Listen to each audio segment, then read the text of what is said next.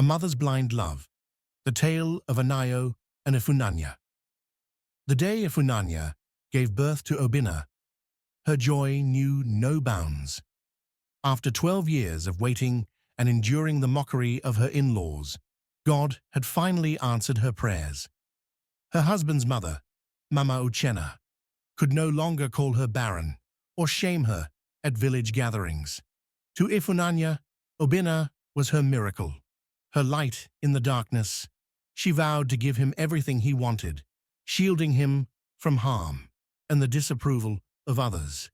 She swore that no one, not even her husband Uchenna, would interfere with how she raised him. From the moment they returned from the hospital, Ifunanya warned the house staff to handle Obinna with extreme care. Do not scold him, even if he breaks something. Bring all matters to me, she commanded. As Obinna grew older, his attachment to his mother became undeniable. He avoided the children in the compound, preferring instead to shadow Ifunanya wherever she went. If Ifunanya laughed at a joke Uchenna told, Obinna would interrupt, shouting, "Mama, I want your attention." Uchenna grew concerned. "Ifunanya, you are coddling this boy too much. Let him learn independence," he warned. But Ifunanya dismissed him. "He's just a boy who loves his mother. Don't be jealous." But Uchenna's concerns deepened. "A chick that stays under its mother's wing too long forgets how to fly," he said, frustrated. Still, Ifunanya ignored him. Over time, Ifunanya's devotion to Obinna grew increasingly intense. By the time Obinna turned 4, they began bathing together, a routine Ifunanya saw as innocent. When Obinna asked questions about her body, she laughed and explained casually, thinking nothing of it. One day, Ifunanya's mother, Mama Ijeoma, visited. Observing the odd closeness between mother and son, she grew alarmed. "Ifunanya, you must stop this. It's dangerous," Mama Ijeoma warned. But Ifunanya dismissed her too. Years passed, and Obinna's behavior became unsettling. At school, he disrespected teachers, especially male staff, and at home, he became territorial about his mother. One day, their neighbor, Mr. Namdi, complimented Ifunanya's beauty. "Ah, Ifunanya, you haven't aged a day," he said warmly. Obinna, overhearing, exploded in anger. "Don't talk to her like that," he shouted, shoving Mr. Namdi against a wall. Uchenna was horrified. "This boy is acting more like a husband than a son," he exclaimed. Ifunanya's dismissive attitude fueled the problem.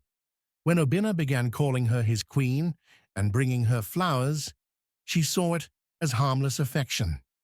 "He's sweet," she told Uchenna, who shook his head in disbelief. One evening, Ifunanya discovered a notebook in Obinna's room. It was filled with disturbing entries. "No one can take her from me. She is mine forever." Ifunanya's heart raced, but she told herself it was just a phase. Yet, her fears came true when Obinna, now 16, confessed his feelings. "Mama, you're the only woman I'll ever love," he said. Ifunanya froze, realizing too late the damage her blind love had caused. When Obinna's obsession escalated to violence, Uchenna intervened, calling the police. That night, as Obinna was taken away, Ifunanya wept, consumed by guilt. "If only I had drawn boundaries," she lamented. The family sought help from pastors and therapists, but the road to healing was long and uncertain. The lesson, though painful, was clear. Love, when unchecked, can become a destructive force. After Obinna was taken away, Ifunanya struggled with sleepless nights, replaying every decision she had made that led to this point. She blamed herself for nurturing an unhealthy bond that had poisoned her son's mind. Uchenna, though stern and frustrated, supported her in seeking help for Obinna. The first step was finding a competent therapist in Enugu. Dr. Easy, a calm and understanding man with years of experience, agreed to take on Obinna's case. The road to recovery will not be easy, but it's not impossible, he assured them. Obinna, however, resisted the sessions at first. He refused to speak and glared angrily at anyone who mentioned his mother. But Dr. Ease was patient, slowly peeling back the layers of Obinna's troubled mind. Through weeks of therapy, he uncovered the root of Obinna's unhealthy attachment, Ifunanya's overprotection, and her failure to establish boundaries during his formative years. Meanwhile, Ifunanya was undergoing her own counseling. She realized that her actions, though born out of love, had stifled Obinna's growth and warped his understanding of relationships. With time, she learned how to let go and allow her son to develop independently. Months later, Obinna began to open up during therapy. He expressed confusion, anger, and sadness about his feelings, which he didn't fully understand himself. "I just wanted Mama's love," he admitted. Dr. Ease helped him understand that his mother's role was to nurture, not to fulfill the emotional voids that a partner would. Despite the progress, the family faced challenges reintegrating Obinna into their lives. Uchenna insisted on clear boundaries. Obinna was moved into his own room, and family activities were planned to include both parents, rather than just Ifunanya and her son. 1 year later, Obinna returned to school in Abuja, living in a boarding facility. The distance gave him space to redefine his identity and grow as an individual. Ifunanya, though heartbroken to see him go, knew it was necessary for his development.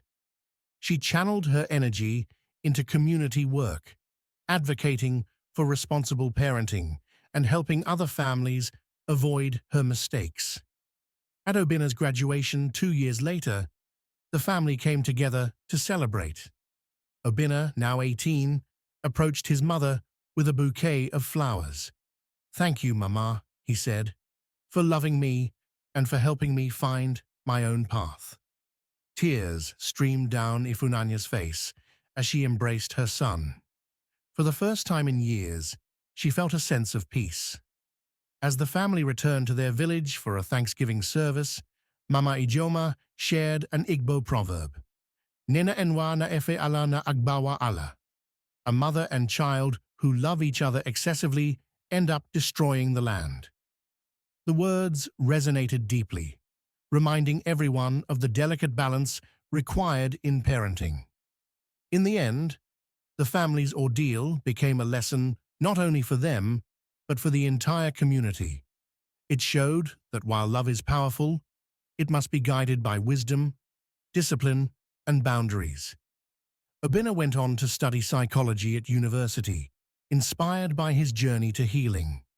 He vowed to use his story to help others, proving that even the darkest paths can lead to light with courage, love, and determination.